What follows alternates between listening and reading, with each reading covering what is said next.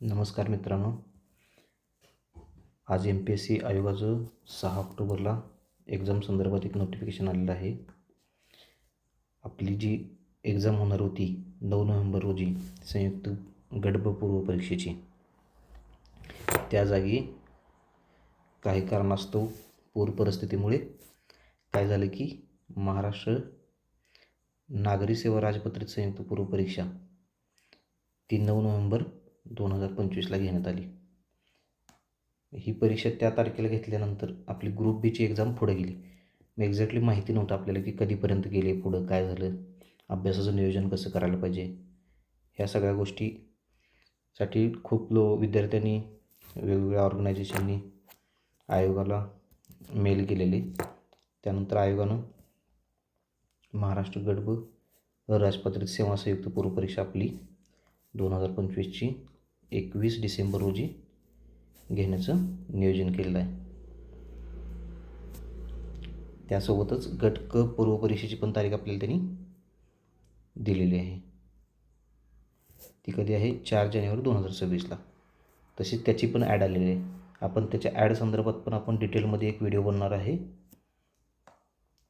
आणि आत्ता जे किती तारखेपासून, आज 6 तारीख आहे, आपण आजचा दिवस सोडू 7 तारखेपासून किंवा 8 तारखेपासून ते 20 डिसेंबरपर्यंत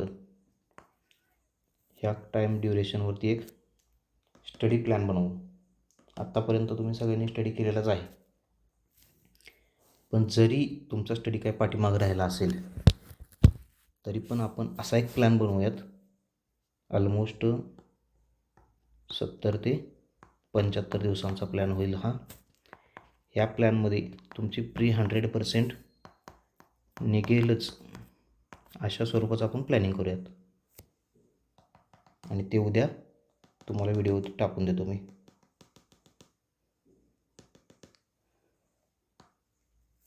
एक आपला 70 दिवसाचा प्लॅन येईल पूर्ण. त्यामध्ये आपण सर्व विषय क्लिअर करणे, त्यामध्ये जे जे सब्जेक्ट वाईज जे पॉईंट महत्त्वाचे आहेत त्या प्रत्येक पॉईंटवर आपण चर्चा करू. त्यासोबतच प्रत्येक मार्काला कसं वेटेज आहे आणि येणाऱ्या 70 दिवसामध्ये ऑलमोस्ट आपल्याला 70 मार्क्सच्या आसपासचं टार्गेट कसं घेता येईल, किंवा रोज 1-2 मार्क्स कसे आपल्या रीडिंगमधून, आपल्या रिव्हिजनमधून, क्वेश्चन ॲनालिसिसमधून कशा पद्धतीनं 1 ते 2 मार्क्स रोज आपल्याला कसे घेता येतील याच्यावर आपण फोकस करूयात. ठीक आहे, तर आपण आता इथं थांबूयात आणि नेक्स्ट व्हिडिओमध्ये भेटूयात.